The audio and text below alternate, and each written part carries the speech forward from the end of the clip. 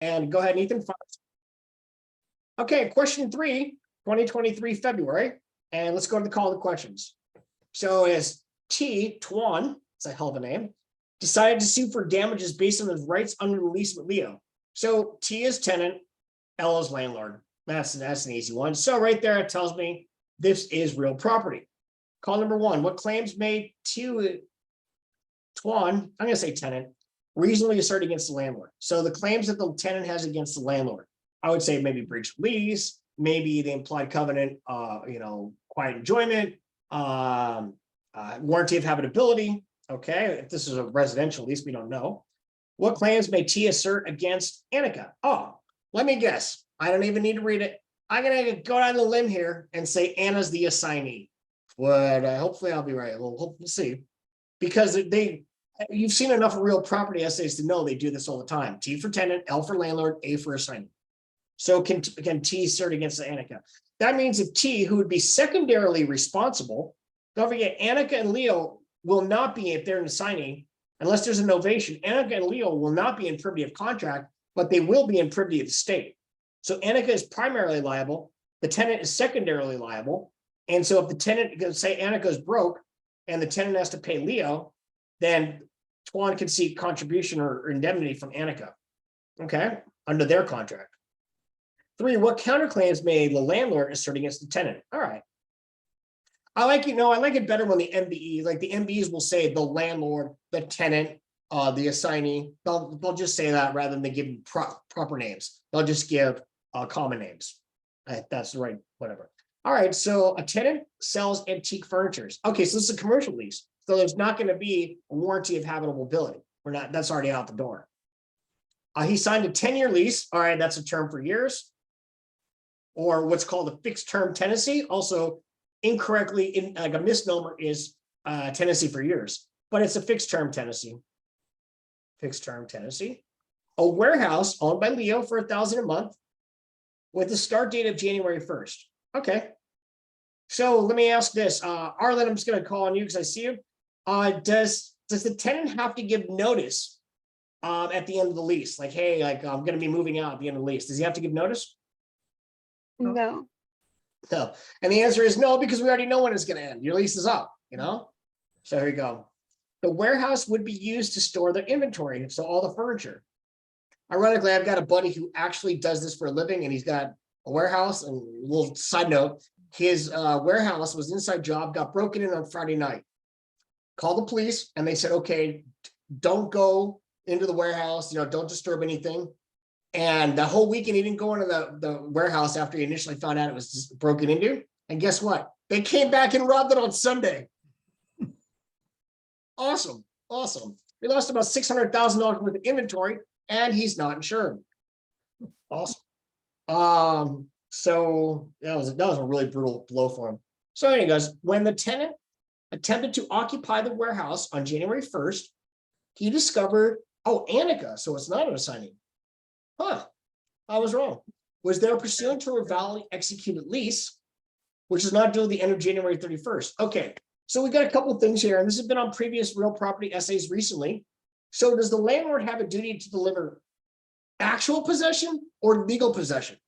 And we actually, believe it or not, we follow the majority English rule, because don't forget, England had been colonized way before America. America was an agricultural country when we first settled. So in America, they only had to give you the legal right to possession. It was your job to evict somebody. But the majority rule, which is the English rule, is actual possession. It's the landlord's responsibility to go ahead and get the person out of there. So the landlord's clearly in breach, and that has to do with the duty to deliver actual possession, duty to deliver actual possession.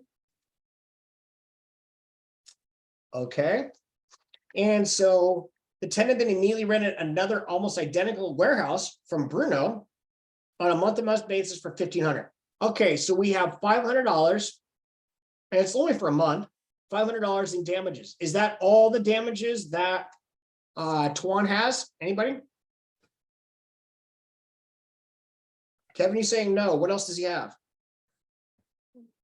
Incidental damages and consequential damages. Yeah, incidental to actually, absolutely, because he got, he's got to move it. He's got to, it's very inconvenient. So these are all incidental and consequential damages under contract law, and this would be a breach of the lease. So the landlord breached by not delivering actual possession. So as you, in the way we start writing this is we go right in chronological order. Fixed term tenancy. Do we deliver actual possession versus legal possession? 500. The damages $500 a month plus incident. We have actual damages of 500. We also have incidental and consequential damages. So right there, and this all seems to go to call number one. Okay, so call number one. When the tenant returned to the warehouse on February 1st, I mean, this guy moves quick. How in the world are you getting everything in and out so quick? I mean, that's just brutal, right? I mean, how many people here, when you move residential places or apartments or homes, it takes you way more than 30 days to get set up, right? So, and by the way, when one spouse ends up leaving the other spouse, generally, like they move out, generally, they're looking 6 months in advance. So if you're married and you've got a spouse that's looking at other property, it's like they're gonna know 6 months before you that it's over, just FYI. Tuan returned to the warehouse on February 1st. Annika told Tuan that she was not leaving. Annika told Tuan, oh, she was not leaving. Well, wait. Oh, Annika's the person who's already there. Got it. For some reason, I thought it was Bruno. She's not leaving until May 31st. Oh, yeah. Oh, he returned the warehouse. He didn't move anything there. Oh, so he kept everything in his warehouse. Got it. Oh, now he's got more damages. Wow. I mean, this is just a substantial breach. So, yeah. When Tuan visited the warehouse, so he could just cancel the contract. He can just rescind the contract with the landlord. Why would you even want to deal with this landlord? Sue for damages, keep your stuff in the other warehouse and move on. When the tenant visited the warehouse on June 1st, 6 months later, he really wants this warehouse. He discovered that Leo had stored equipment in the warehouse that made 25% of the space unusable. Okay, so now if this was constitutional law, that'd be a physical appropriation of taking, but it's not. All right, so this is a really weird fact pattern. So Tuan refused to take possession and informed me he was terminating his lease. Okay, rescission. I can see that because you do need the whole. Can you imagine if you moved in an apartment and somebody was like, hey, I'm just going to be in the closet in the back. Don't worry about me. I mean, would you really? I mean, like, I know this is commercial, so it's a little different. But at the same time, it's like, dude, I don't want you in my warehouse. Like, I've got antiques here. I've got valuable property. I don't need you and your staff and your clients and employees coming in and out of my warehouse. Like, I know. So that's the right of exclusive possession, and that's what a lease does. It gives you the right to exclusive possession. So I would somehow discuss that. Exclusive possession. And he's not getting exclusive possession. He's getting shared possession. It's not what he bargained for. So we have rescission. Well, you want to rescind. Well, you'd want to cancel it, but sue for damages. Rescission, okay. And then probably get some kind of reimbursement for whatever that's probably expectation damages too. So I don't know if he discussed restitution or expectation damages, but they're kind of going to be one and the same here. All right. The next day, Leo retook possession of the warehouse, okay, and placed for rent signs in several windows. Duty to mitigate. So is he planning to rent this with 25%? I mean, he's only going to rent out to 75%? I don't know yet. Shortly after, Leo executed a 10-year lease with Juanita for the warehouse at a monthly rent of $500. I don't know if that's a reasonable price. I mean, because we see the market value is a little bit higher, right? The market value is at least double, possibly triple. And how do we know that? Because Tuan went ahead and rented another almost identical warehouse for $1,500 a month. And I do believe this is part of the discussion. Anybody else catch that? Think about this. It's a $500 lease with Juanita. Well, if you get an almost identical warehouse for $1,500, and if you were charging him $1,000, that means $1,000 to me seems like a real good deal based on what I'm reading here. Because if identical ones are $1,500 and you got it for $1,000, that's pretty good. But is the $500 because of the fact that he's using 25% of the space, which would make sense?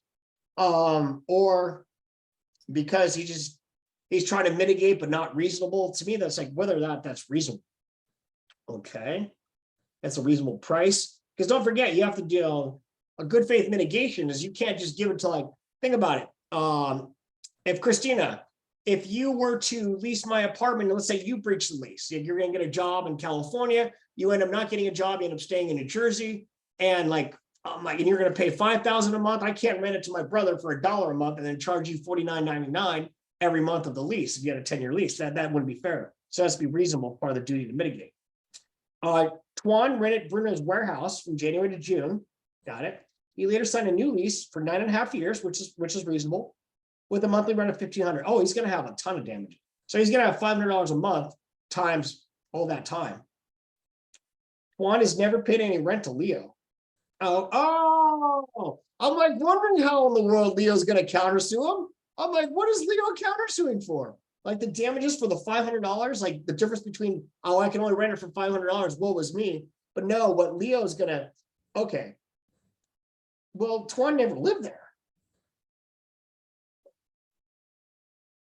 Does Tuan owe Leo any money? Would anyone say? Anybody have it? Come on, you had to have an opinion about this if you took the exam. Go ahead, Andrew. That's what I exactly argued, what you just said. I said that he could, if he really wants, he could countersue for the unpaid rent, but if it goes to court, it's gonna fail because he was never a tenant and he never moved in. Yeah. I literally put that all in that paragraph. Yeah. Now, the only way that Leo would prevail and that Tuan would owe him money is if this jurisdiction follows the law that has to do with delivering legal possession, not actual possession. That would be the only situation. Let's keep going. Tuan decided to sue for damages based on his rights under his lease. So what claims may to assert against Leo? So what I would do first is, and I know sometimes the question like, oh shoot, how do I fix? First thing I would discuss, I would just go chronologically in order and I'd put it under call 1. I would discuss fixed term tenancy. Duty to deliver actual possession versus duty to deliver legal possession. Actual possession is the English rule, that's the majority rule. And then you have duty to deliver legal possession, which is the American rule, it's the minority rule. And then we're going to talk about, let's see.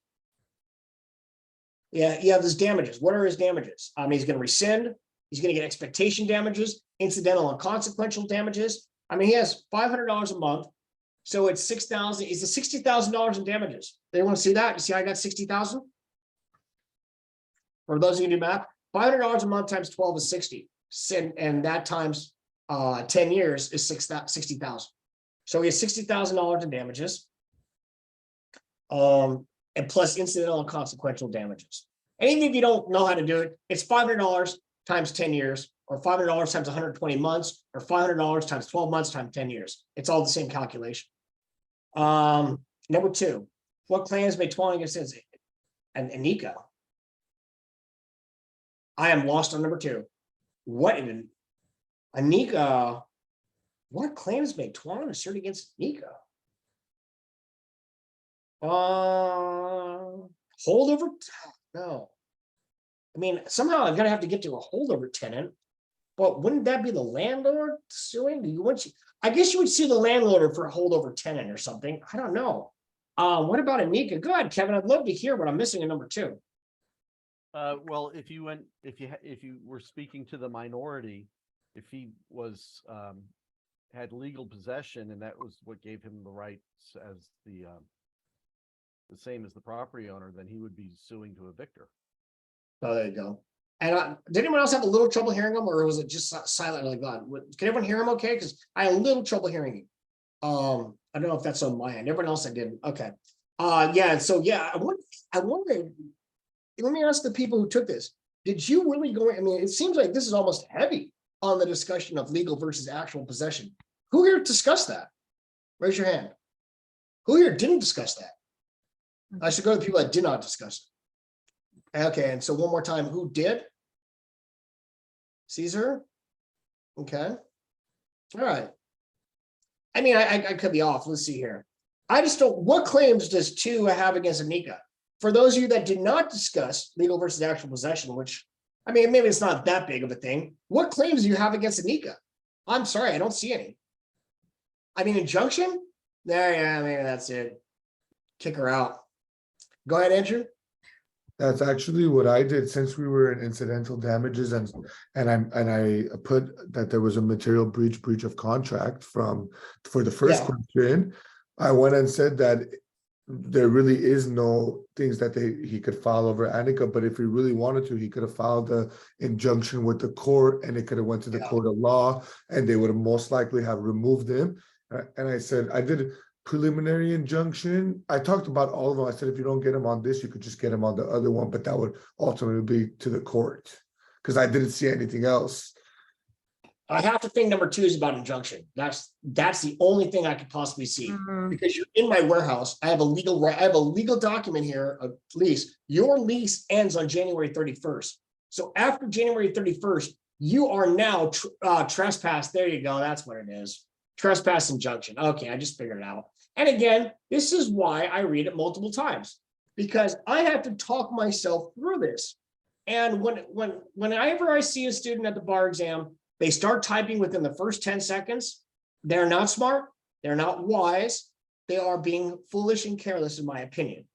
And same with people that leave early, because I'm going to need all the time in the world to go through this. Excuse me real quick.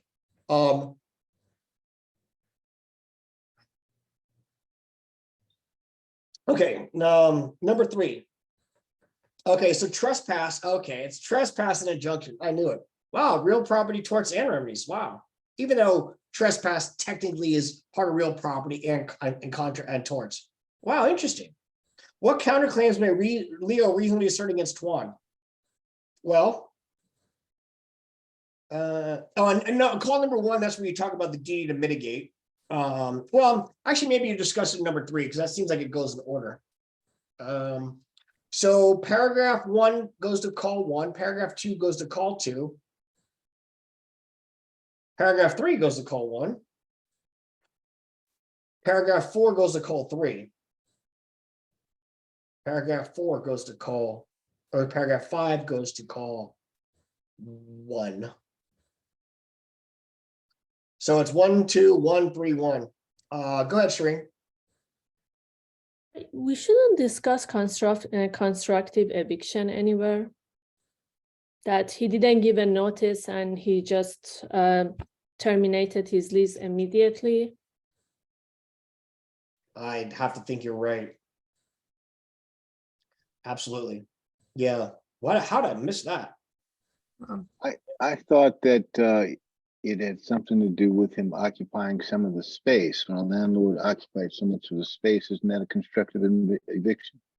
Yeah, because yeah, exactly. Yeah, there you go. There you go. The space thing. There you go. Yeah, exclusive possession. Yeah, okay. Constructive eviction. Yep. Okay. Yep.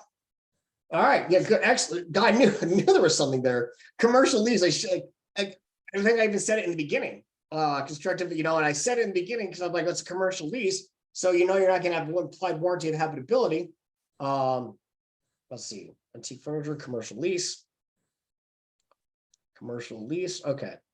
All right, there we go. That feels, and again, and the reason why I am doing this raw without preparation is to let you know that, notice something on both essays, I missed things the first time I went through it, which is why it's so important to go through it multiple times. I struggled to find out what was the number 2, and I had to really stop and think about it, trespass and that. And I don't know if I would have gotten the constructive eviction. I may have, I don't know, because once you spend time with it, reading it 2 or 3 times, maybe I would have saw it. I was, because your thoughts, once you get more of a foundation, your thoughts tend to, and then believe it or not, people have already told me it was constructive eviction. And but I try not to listen. I try to just focus on I try just to focus on what I need to focus on. I try to tune them out because I like to go through this raw. And that's why I want you to see me go through it raw, to understand that even somebody at my level will make mistakes, will not catch everything, and will never be perfect. So you don't have to be, would I pass this essay? You're goddamn right I would. Would I pass number 2? I believe so. Would I pass number 1? I have no doubt.